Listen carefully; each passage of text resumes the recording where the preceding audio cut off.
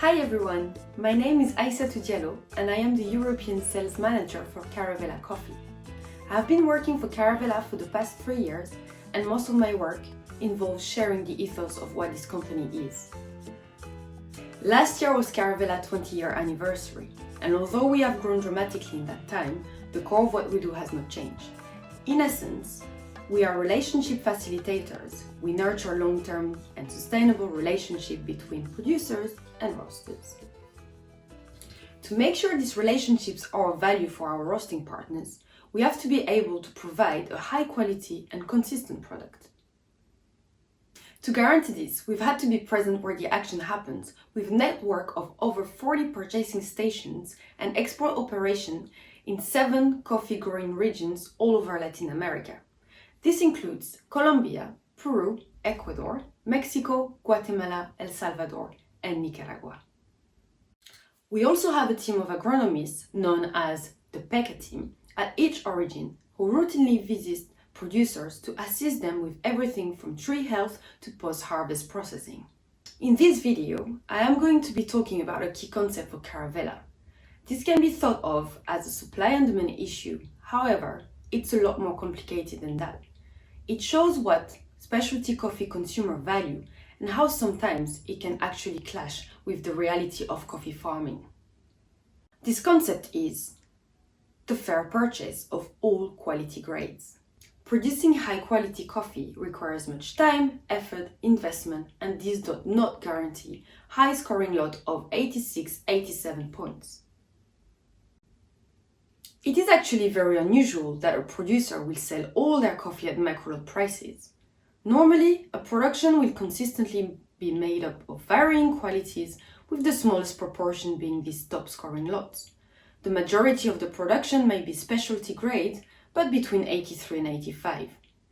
Guaranteeing a fair price for these sorts of coffee is not always easy in an industry that on the one side wants top quality unique microlots, but on the other wants a cheap supply of coffee. The middle ground can often be overlooked. But where does that leave these producers?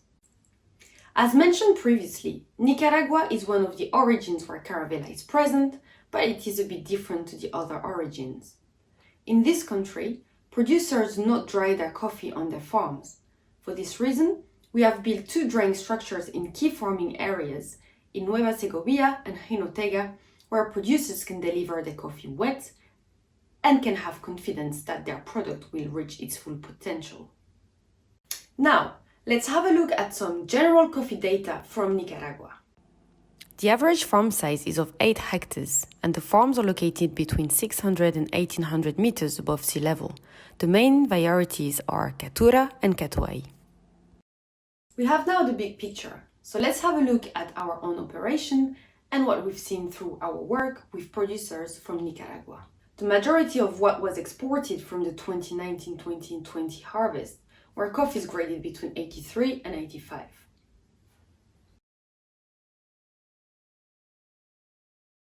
One of the main factors shaping this trend last year was the drought experienced during the season, affecting bean density and productivity.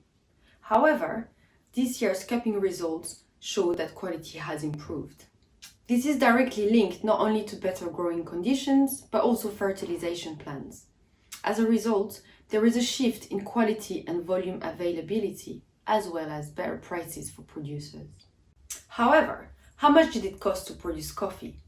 To understand cost of production, we have to consider fixed and variable costs such as labor, equipment, transport, inputs, renovation, and so on. For a farmer to produce coffee, there are certain costs and that only increase depending on the quality focus. The amount, frequency, and quality of agricultural inputs will be higher for specialty producers. Labor costs also increase due to this higher frequency of applying products and the fact that better pickers are needed to carefully collect only ripe cherries. Pest control becomes highly important as damaged cherries and seeds will have negative implications in the cup. Post-harvest processing is another critical area for specialty producers, and time and care must be taken to maximize the quality of the coffee being processed. Consider a few factors as well. First, growers often like accurate records of cost and inputs. And second, each farm is different with different yields and farming methods. Not finding a home for lower scoring specialty coffee may result in this coffee not being sold above market price. If this is the case, then specialty small-scale producers will not meet the cost of production. So what is the cost structure in this country? In 2019, Caravela conducted a study on cost of production in 7 different countries. And these were the findings for Nicaragua. Administration, harvesting, and inputs represent the largest proportion of where money is spent on the farm. In the case of inputs, the cost of fertilizer increased by over 54% in Nicaragua from the year before, and this was mostly due to import duties and VAT. The country lacks government support or even coffee entities to regulate the industry, so most efforts come from private coffee companies and the farmers themselves. In our study, we found out that the farm gate cost of production in Nicaragua is at $1.07 per pound of green coffee equivalent. However, to really understand this number, we must think about the FOB price and consider other additional expenses that must be taken into account, such as dry milling, logistics, etc. This translates to, on average, a 35 cents increase per pound of coffee produced from the farm gate price, meaning that the FOB price is at $1.42 per pound of green coffee. And that tells us that even the most efficient farmers are often selling coffee below their cost of production. We know that there is a significant cost for farmers to produce 83 plus scoring coffees. And the small-scale nature of these farms also means that if they're not producing better quality coffee, they won't get higher prices. However, conventional prices are just not sufficient enough to cover those costs. To understand better how quality can vary on a farm, we've spoken to one of our most trusted Nicaraguan producer, Donald Roque from Finca San Ramon, where he's going to explain us what it takes to produce specialty coffee and what is the real cost. Hola, mi nombre es Donald Efraín Roque López. El nombre de mi finca es San Ramón, ubicada en las nubes, comarca El Volcán, municipio de Dipilto, Nueva Segovia. Sí, la verdad que cómo me involucro al café, esto ya viene, digamos, desde nuestros abuelos, mi padre, trabajaban en el café y tiene una historia, ¿no? Desde ahí comienzo yo a involucrarme en lo que es la producción del café, además de que realmente pues vengo del campo, me gusta, y de hecho por el bienestar que da a la familia y a muchas familias que dependen de él, pues. Entonces ahí comienzo a involucrarme en lo que es el rubro de café.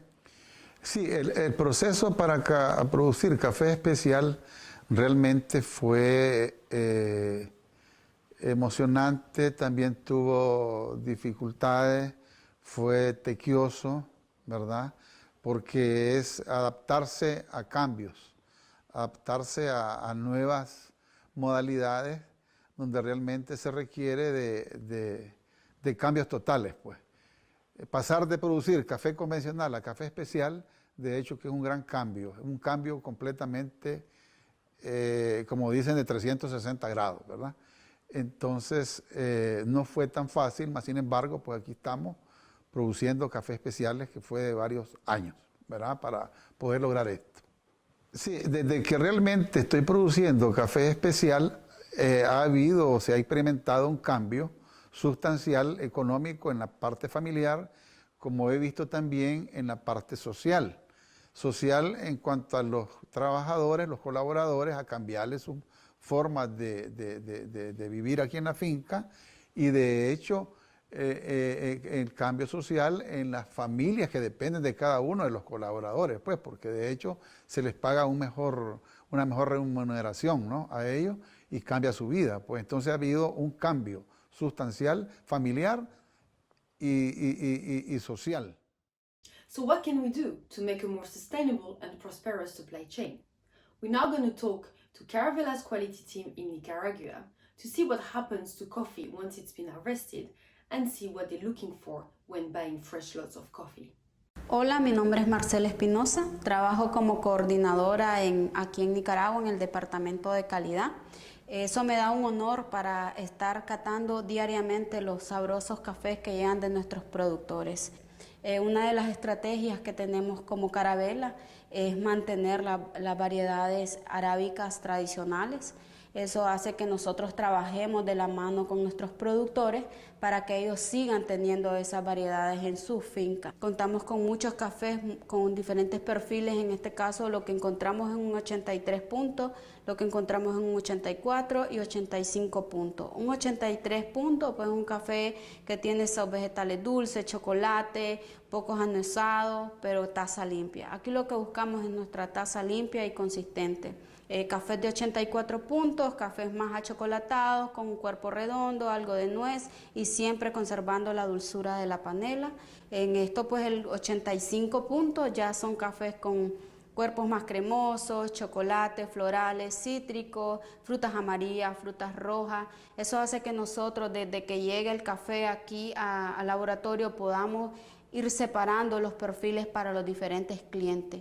Como Nicaragua cuenta con muchos factores para que podamos obtener muchos perfiles, nosotros tenemos muchos perfiles diferentes dentro de nuestros productores, dentro de todas sus variedades que llegan aquí a Caravela. Dentro de Nueva Segovia, en los departamentos y los municipios que nosotros operamos, podemos encontrar diferentes perfiles en las diferentes ciudades, en los diferentes municipios. Podemos caracterizar que Dipilto tiene un perfil achocolatado, azúcar morena, panela, frutas rojas y bastante acidez. En cambio, Mozonte se caracteriza por tener un perfil con más frutas amarillas, cuerpos delicados, jugosos, panela, chocolate oscuro, caña de azúcar. Parte de los municipios que mencioné también trabajamos con Macuelizo, Jalapa, San Fernando. Estos perfiles son un poco más delicados, son un poco más de canela, un poco más de frutas amarillas, cuerpo jugoso y unos finales dulces. También tenemos muchas marcas, explotamos muchos colectivos en marca. Eso le ayuda al productor a poder promover bien su café. Si son productores de mucho volumen, entonces esto nos garantiza a nosotros que toda su cosecha pueda ser vendida a un mejor precio por encima de la bolsa. Le damos retroalimentación día con día, cómo está saliendo su café, cómo puede mejorar, y nuestros productores pues tienen una mente muy abierta para las experimentaciones. Eso nos ayuda a nosotros para poder decirle al productor cómo puede mejorar día con día sus calidades, cómo pueden levantar un punto más en su taza. Tenemos también, ¿verdad?, una infraestructura de secado. Eso nos ayuda a nosotros a poder darle la durabilidad al café. Es muy importante, ¿verdad?, que el café no llegue envejecido al cliente, sino que cuente siempre con esos parámetros que buscan en cuanto a sabores, a lo organoléptico que podemos encontrar en taza. Algo que caracteriza a Caravela en Nicaragua es el secado lento, lo que permite que el grano no sea maltratado directamente bajo el sol y permita que este grano tenga una mejor durabilidad hasta el momento que el café sea disgustado de los consumidores o los tostadores. Producing top quality coffee is not an easy task. Microlot will generally only represent a very small proportion of the harvest, which is why buying other quality grades from producers is actually essential. Cherry picking only the best lot does very little to create a sustainable supply chain. Many factors are involved in reaching these 86 scoring coffees. So what can we all do to make the supply chain more sustainable? Well, there are two things that can really help. Firstly, finding space in your coffee offering for lower scoring coffees. They can come from single farmers or community lots. As an example, at Caravela we have created what we call collectivo brands. These collectivos are of varying quality grade from different microregions in all of our origins. They allow us to purchase larger volume from our producing partners while delivering a consistent product year on year.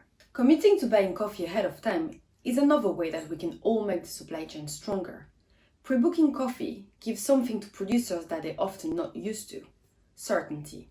Certainty that their coffee, or at least a good part of it, will be bought.